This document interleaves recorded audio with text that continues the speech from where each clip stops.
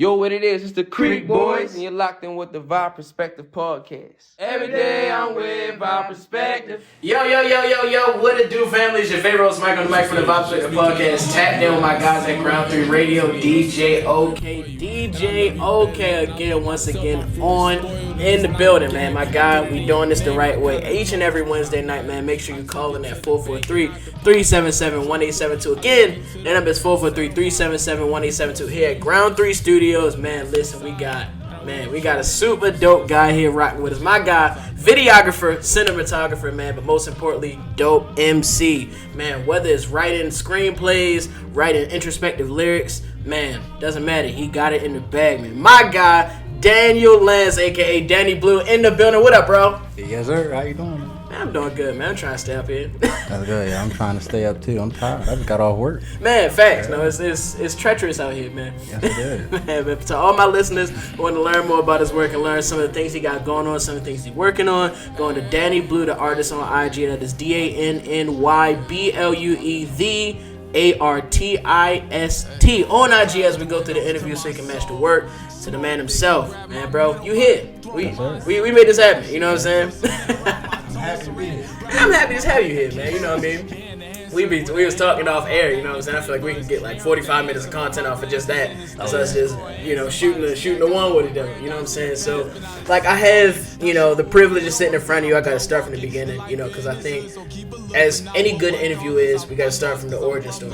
You know what I mean? So tell me about your upbringing. Tell me about sort of that childhood, kind of growing up in that coming of age story. So my cousin, can I cuss on him? Alright. So my cousins always tried to little boy me with everything. So believe it or not, music came from me admiring them, but also being competitive with them. Like my cousin Mumu, he could sing. Nigga could do everything. I ain't like that. You feel me? Like he could do everything. You feel me? So I always was in competition, but you got my other cousins like Eastwood, Sketch, they producers, and they introduced me to how to make beats. They introduced me to how to make music professionally. But the love for it came from the competition. Yeah. I want to burn everybody up I'm on the song with. Like, that's my thing. You feel me? Don't come slacking on my shit. I'm gonna try to burn your shit up. Respectfully, easily. Come on, man. Yeah. It gotta be a competition, I think.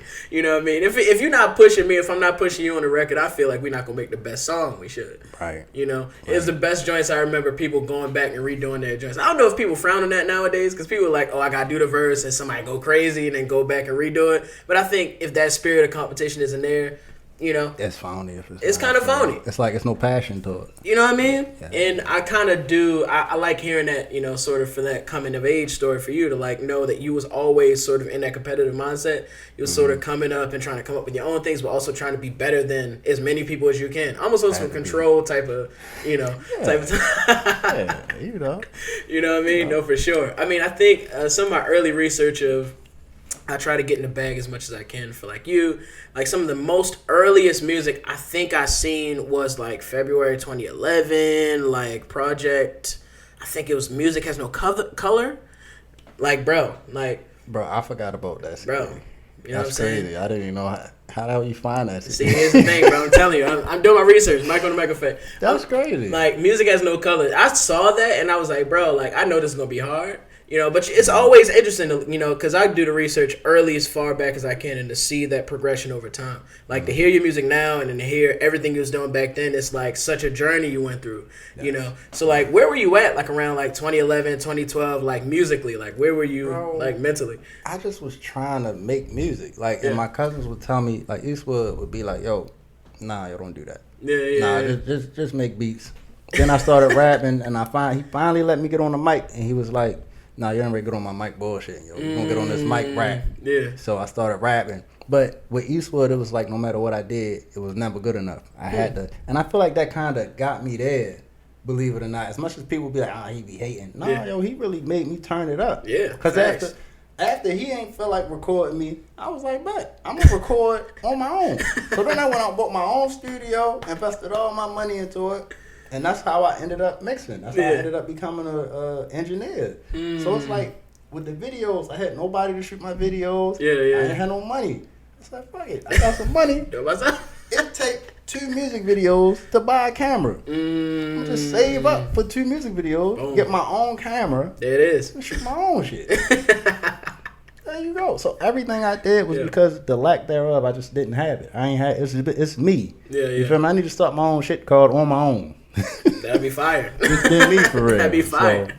So. And we will get more into sort of your videography, cinematography a little bit later, but I think that's also for people who don't know, you didn't hear my intro, like you kind of do both of these things. You do a few things. You're kind of a jack of all trades, but like you mainly are like really, visible in the rap space and in the cinematography space. And you're sort of leveraging both of those things. And they kind of work hand in hand. Like you need videos, what I mean? But you also need like, sort of this creative aspect for your rapping. So it's like both of these things are complementing each other on both ends. And shout out to Eastwood too, by the way. I'm not going to skip that because my guy Eastwood, man, oh my goodness. I remember the first time I went in that studio, that was like you said, it's kind of like the gauntlet. Like if you're talented, he's going to put you on the spot. He's going to force you to sort of get to a certain level, like, and it's not his personal preference. It's like he just sees that potential in you, and he wants you to kind of achieve that goal. Right. And I think that's the sort of the sign of the best, like not even just beat makers, but actual producers, like people who produce an entire project. People can produce like sounds. Right. So that was good to see that he's in your corner early to kind of push you to that level. Oh yeah. Even if he was on some hate and stuff, it wasn't. I never took it as he was being on some hate and stuff. I just took it as I ain't good enough yet. Yeah. You feel me? My brother Jay used to rap. If I can't get on there yet, I ain't good enough yet. So when I started getting good enough, I was like, nah, I'm gonna turn it up. I'm gonna want them to want to be on my songs at this point. And it kind of turned in a little bit more because people started really listening to him. Like, nah, yo, you really got something there. Like, you sound kind of nice, bro. For sure. I mean, I agree. I'm in that same boat, I think. You know what I mean? I appreciate that. No doubt. I mean, I got to give credit where credit is due. I mean, in that, like, 4-year time span, I think, like, between, like, 2011, 2015, like, you was just working. Like, you was just working. I did 11 CDs in like 4 years. Bro, 11 CDs is not something that like somebody who is slacking does. You know what I mean? That reminds me of like the whole like 2 Chainz did 100 features in a year kind of like mentality. Like he just wanted it. He was just Titty Boy. Yeah. And then he did 100 features. And now he's 2 Chainz. You know what I mean? 2 Chainz is wild, yo. I don't even want to speak on 2 Chainz. So, believe it or not, short story real quick. Yeah, sure. I didn't like 2 Chainz at first. Really? Respectfully. Duffel Bag Boy didn't? I didn't like it. Didn't do nothing for you? He used to come on, my man Mitch would be like, yo, this is my man. So I'd be like, turn this shit off, man. 2 Chainz grew on me so bad. Yo, I was like, nah, yo, turn that 2 Chainz on. Yo. My sister looked at me like, what? Who? You? 2 Chainz? Yeah, I respect his grind. He no matter how whack somebody might feel like you are, don't ever stop because it's a bunch of people that's gonna like you. 100%. So he taught me that because I was gonna stop about 5 times. Really? I felt like Jay-Z would retire, and I was like, man, I'm ready to stop. Every 3 months I was ready to stop because it felt like you're doing so much and nobody's hearing you. You feel me? I don't, I don't have a lot of connections in this. I don't network that well with it, so it's a learning experience to me. But I'm getting there. For sure. I'm getting there. Yeah. For sure. Everything's a learning experience. I think that's a good gem. There's a couple in there that I think, the listeners will definitely pick out. There's going to be a bunch of gems in this episode. But I think that's also a good gem, too. It's like there's always going to be an audience. There's always going to be a demographic that, like, responds to what you're doing, and don't get discouraged because, like, one person doesn't like your music or, like, 2 people wasn't nodding their head at the show. It's kind of like the 17 people behind them that was actually listening to you intently matters, And even if you can't see them, like, somebody's going to like it. So keep going, like, and learn. And everything's a learning experience. Even if, you get a bad show or get a bad record, there's always a lesson to take from it. Right. You know what I mean? How to control the crowd better, how to say a bar better. You know what I mean? It's always something you can take out. So if anybody's 17, even 11, 12 years old who listening, who want to get into the music space, take that, like, always use, everything is a learning lesson. See what you can pull out of it, because it's always something. Everything. I just did a show, and everybody that was there that was rapping was rapping like some street gangster shit. And I went and I performed some lyrical shit. Yeah. That was a bad idea. I should have went with the street shit, but I didn't evaluate that well. But, stepping stones, I'm learning now. No, I feel it. I mean, it would have been me in the back, like, nodding my head, like, yeah. This is what I was waiting for. This is what I'm waiting for. But when I was done, they was like, That was it, bro. What, no bass dropping and none of that? Hey, Yo, see? Y'all got to listen to these words, what I'm saying. You're going to have to hear me. You're going Right. to understand every word I'm saying. Right. No, for sure. And I feel like I respond to the introspective artists, like, a lot more than, like, just the hood artists. Don't get me wrong. Like, I love me some Tay and some Tech and some Rex and, like, Chaz. Like, I love all of these guys because, like, they speaking from the heart. They speaking from experience. But there's a quality about Jay-Z.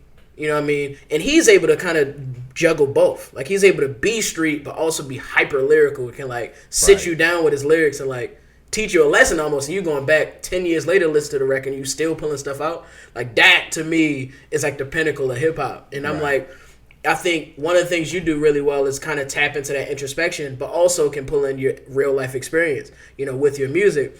And I think people who haven't, heard you yet, definitely go tap in, go stream some Danny Blue on iTunes, go stream, go on his YouTube channel, you see his videos, you see everything will be linked in the video. But I mean, as we continue going down this line, I think, like begins like April, August 2015-ish, like you got the Fake record with Wizzy Bands, you know what I mean? And I was like, I heard that and I was like, bro, I can already tell where this is going. Like 2015, I could tell you're shining on features.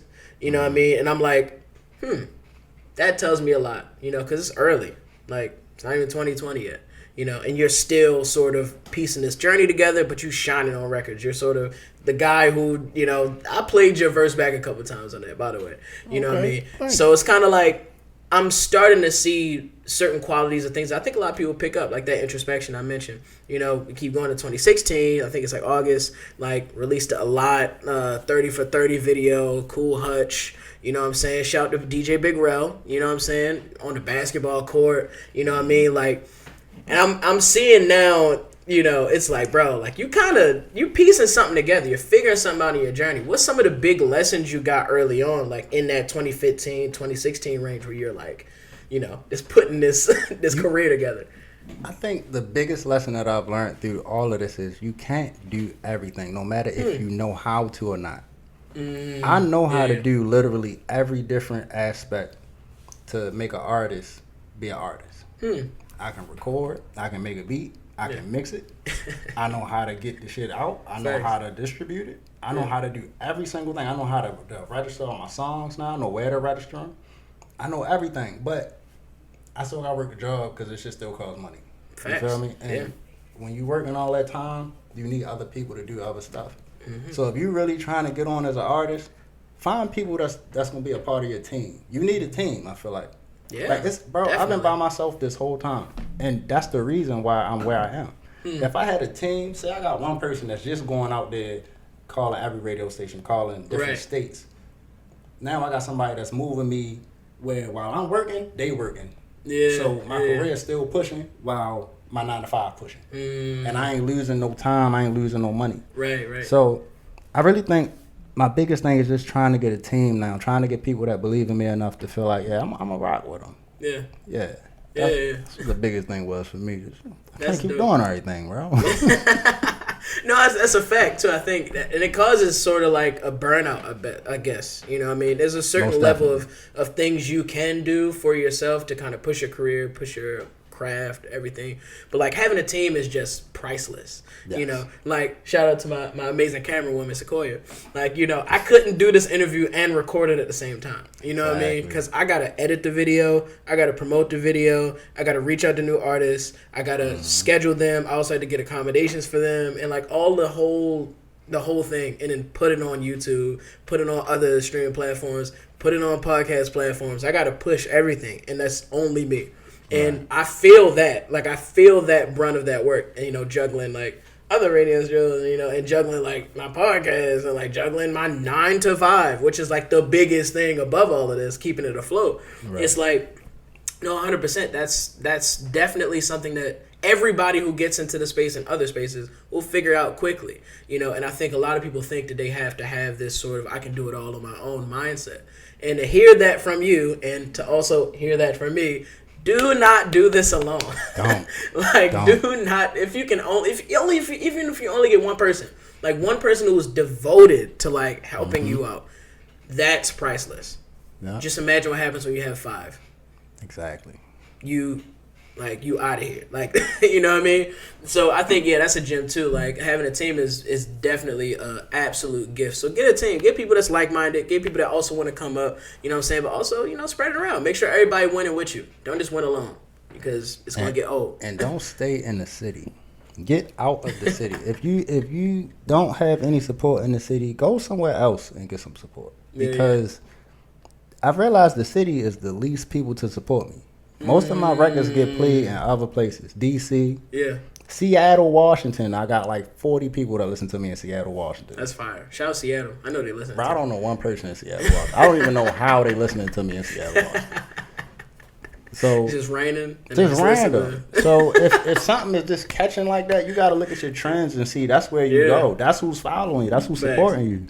So that's dope. Shout out to Seattle, man.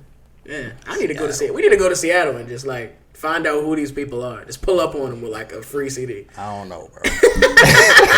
I don't know. Last time I checked, Seattle wasn't for us. Yeah, for sure.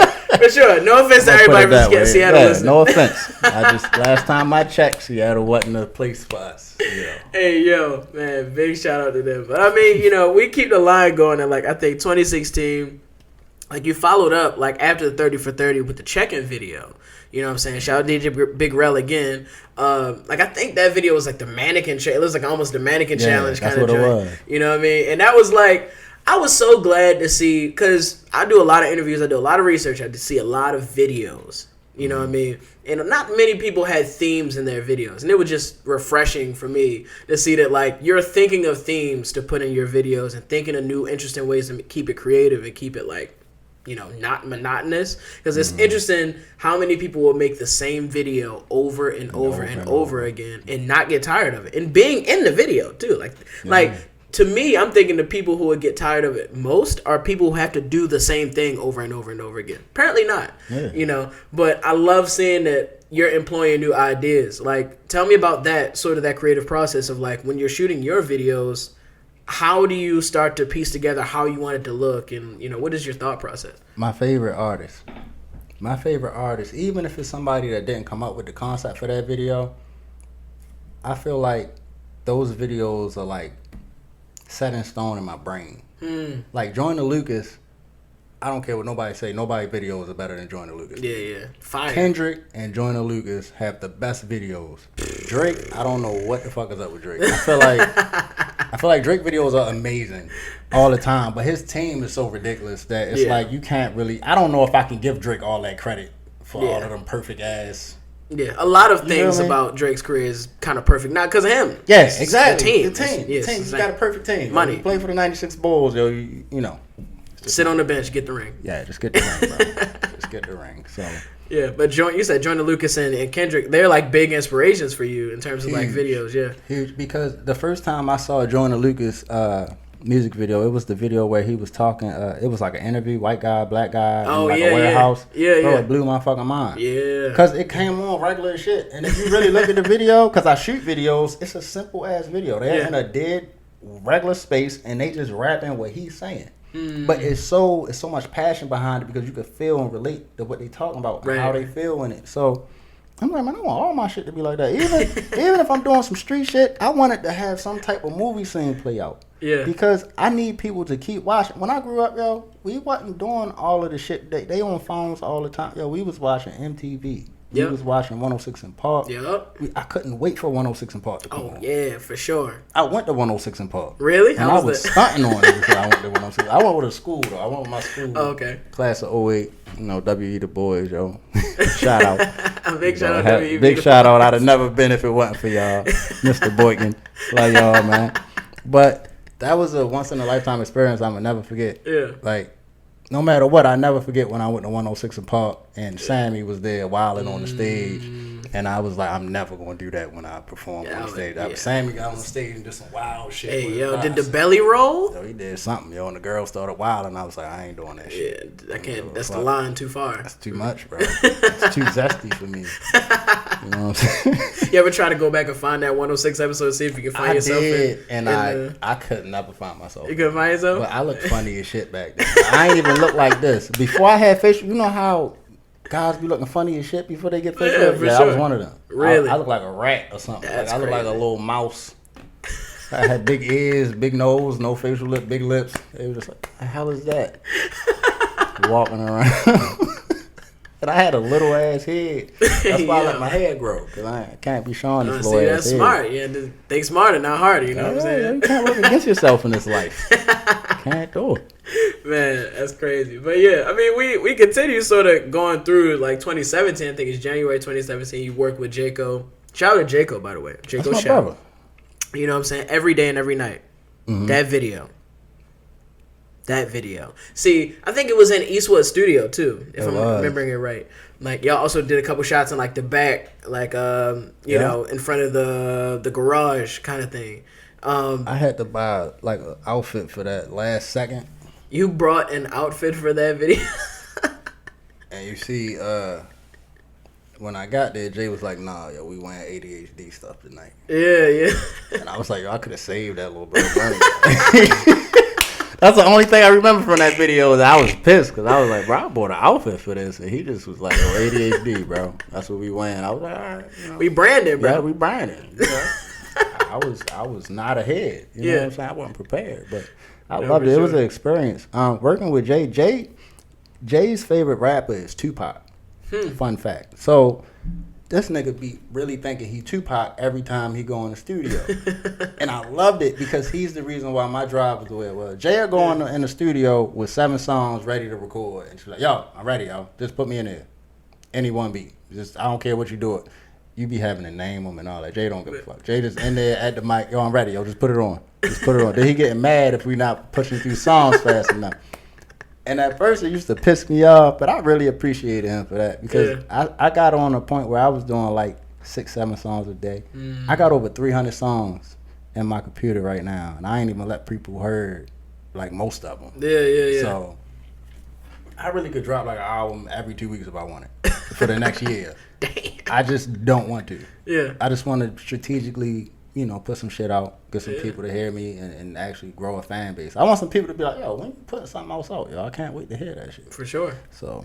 For sure. That's dope. I think that's interesting too, being able to sort of pick and choose like how you do your musical releases, because I think a lot of people like make songs and drop them and you know instantly see what the temperature is like outside, you know, with their listeners and everything, but like to have a vault of music is sort of like it's really a priceless thing. And I think it's to have the ability to be able to pick and choose and then sort of curate a mixtape or curate a project, or you know, that's a blessing in and of itself. So then you can really be selective in how you want to be released and who you want to reach. Like, I want to be more, lyrical on this. I want to be like kind of singing a little bit more on this. Mm-hmm. You know, you can choose. And I think it's another gem. I'm not going to list out all the gems, but it's a lot. I told you it's a lot. Gem. It's message. Like, man, sort of throughout the end of 2017, like you got like the Frenemies video drops. And I think the No Days Off mixtape also drops in 2017. Like, do you remember anything around that time? Like, especially that mixtape, No Days Off. Like, what do you remember around that time, or even creating those set of works? Bro, my life was like crazy around that time. Really? There was a lot of drama going on in my life around that time, and I really just wanted to get these projects out. I wanted people to really fuck with them. I was trying to buzz so I can get out of my drama. Yeah. And I started realizing I had to stop doing that. I can't. I gotta handle one thing before I can address another thing, because that's how things leak over into other things. And I don't really like when I get my plate from my grandmother and my food keep touching. You know what I'm saying? So I should have known that I need to handle one thing before I begin another thing. And since then, like I feel like my music is way better. I can focus. I can think. Instead of me sitting there writing and arguing the most, while I'm writing. Right. Now I'm clear. My head's clear. I mean, unless I'm high, which I'm probably high. But, that shit makes sense. I can think. Yeah. So, I need that. I needed that time frame, though. And I had some features on there that I really valued a lot. Like my cousin Dre. I know I probably can't get him on the song again. Like, I know he probably not going to do it again. Yeah. But I got that. I got a lot of songs with my man Muggs, R.I.P. to Muggs. I got some songs with C-Note. Rest in Rest peace, in peace, C-Note. Yeah. I got songs with G-Rock. Rest in peace, G-Rock. I got songs with all these people. Yeah. In that time in that year, the dopest shit ever happened to me. That's what made me continue making music. G-Rock was dealing with my sister, right? My little sister. They was dealing with each other. She was like, y'all should do a song together. My brother hard. You hard. Y'all should do a song. So we do a song. And he was like, yeah, I'm going to put this on my tape. So if you kill it, I'm going to put that shit on there. Yeah. So I did it. And he was like, nah, yo, you burnt that. Yo, you going to have to keep that for yourself. We going to do another one for mine. Yeah. You going to do that for yourself. Yeah. I ended up putting it on a Baltimore Boomin' mixtape. I don't know if it was Baltimore Boomin' 2 or 4 or whatever, but the shit was banging. It was banging to the point where I was walking down York Road, and you know how niggas be walking on their phone, rapping all loud? Yeah. Nigga was rapping G-Rock part, then started rapping my part. Oh, shit. Walked right past me, didn't know that was even me. know it was you. Like, bro, that's me. I was like, what's crazy. up, bro? He like, what's up? I'm like, nothing, bro. Just saying what's up. You know, That's me. Yeah. I just smiled and kept walking. I know he probably think, man, that nigga weird as shit. Just walk up, just speak to me like that. But nah, yo, that type of shit right there really had you going. And like just the randomness of certain things. None of my songs ever hit. One of my songs on SoundCloud that I did, just trying to catch some listeners, I did This Part remix, and I was young. I was super young. And I put Kendrick on there. Yeah. And I think the thing that fucked it up was couldn't nobody find that Kendrick verse. Yeah. But since I had it, everybody was looking for went it, to that and they song. was playing that song. And I didn't, it had like 300,000 views. Yeah, I was about to say, I saw that on SoundCloud. I think it was like 400,000. Yeah. Actually. It was like 411,000. Last time I checked, it was at 300,000. Yeah, it's yeah. at 400. It's crazy. So, yeah. I ain't even mean to do that. Thank you, Kendrick. Right, thank you, Kendrick.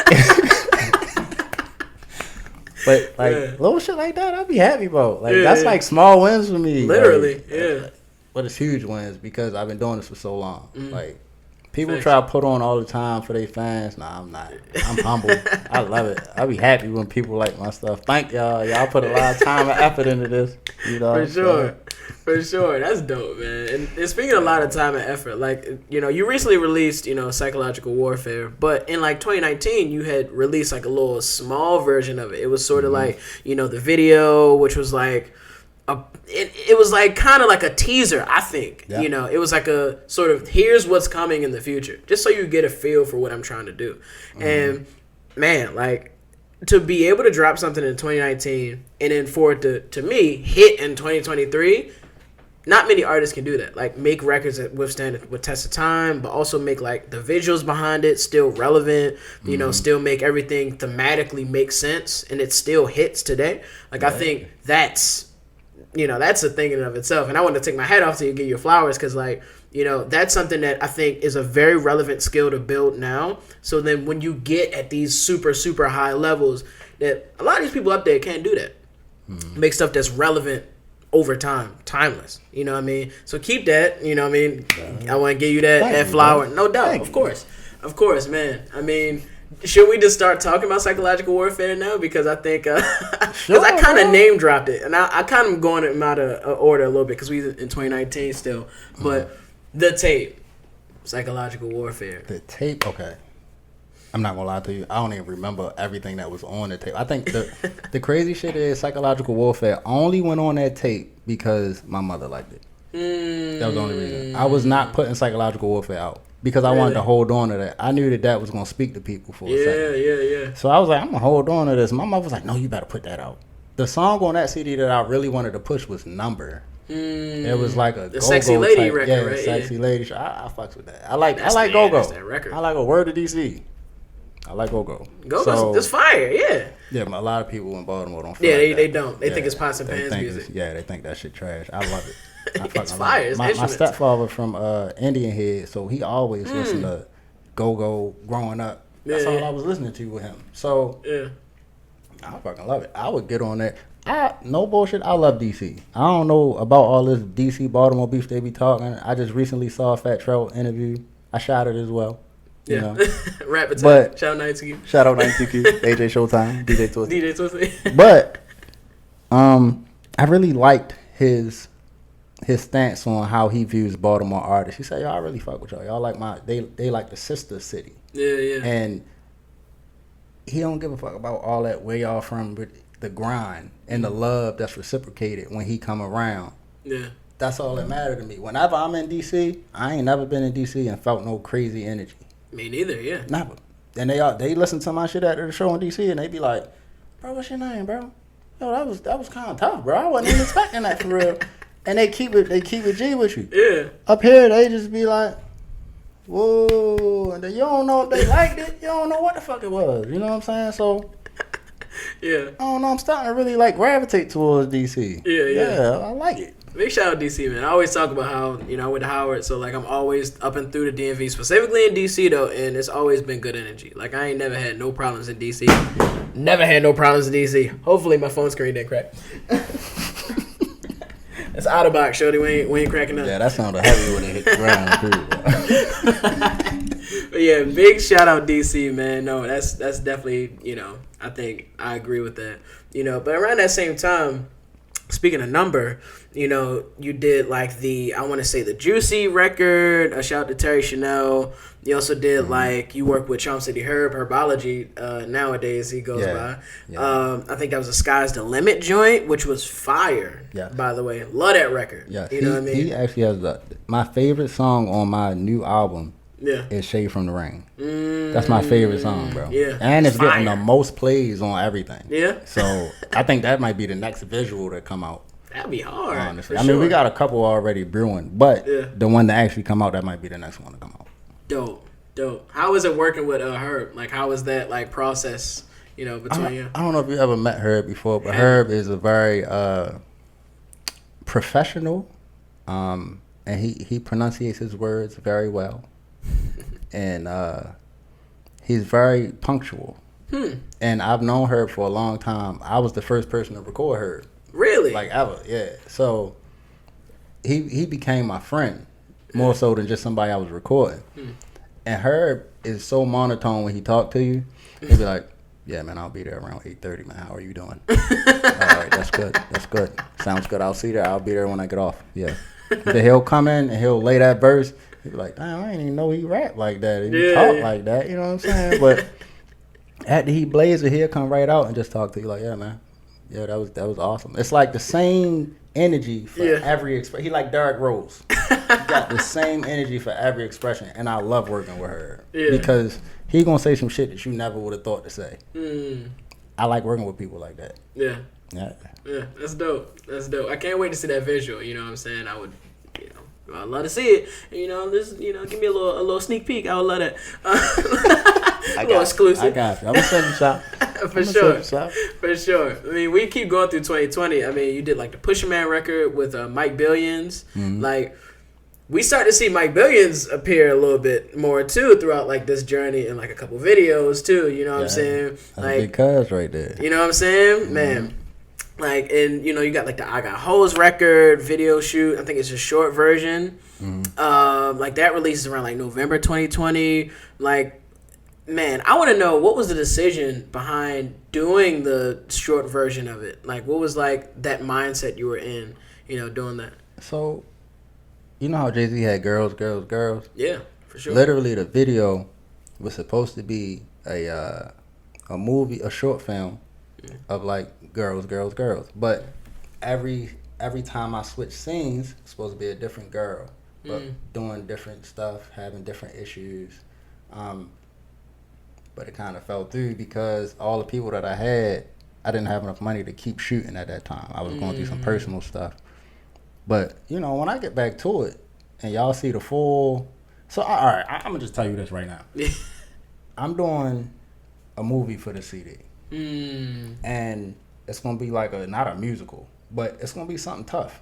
Yeah. It's going to be something tough. It's going to be a visual. Everybody that's featured on there is going to be on there. A lot of people that I grew up with. I'm going to have a lot of people in there. I'm going to try to get some guest appearances, too. I ain't going to say no names. I don't want to get everybody excited. It's already an exclusive. Yeah, it's already exclusive. When it happened, though. Yeah. Don't say I ain't tell you it's going to be fire. Hey, man. I might have to get some behind the scenes with it. You know what I mean? It's awesome. Yeah, of course. I would love that, man. I would love that for sure. And I can already tell, like, with your eyes on it, it's going to be incredible. It's going to be nuts. It's going to be insane. I hope so. Yeah, no, for sure. I know it is. Don't sell yourself short. because I know it's gonna be crazy.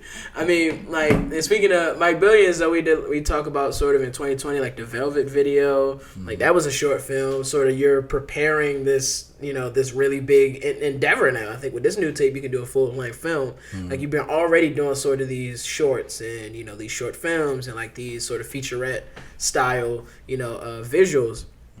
And actually, I wanted to mention Mike Billions because like his character's hilarious. Don't be like your mother. She be thotting. Like, I thought, bro. Like, I think I rewinded it like 5 times because that was just hilarious. Like, his face was so serious. Yo, that one scene, it took us a while to record because we couldn't stop laughing during that scene.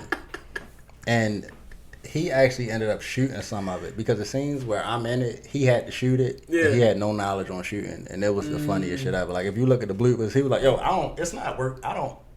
Look at it. I don't know what's going on. Just figure it out.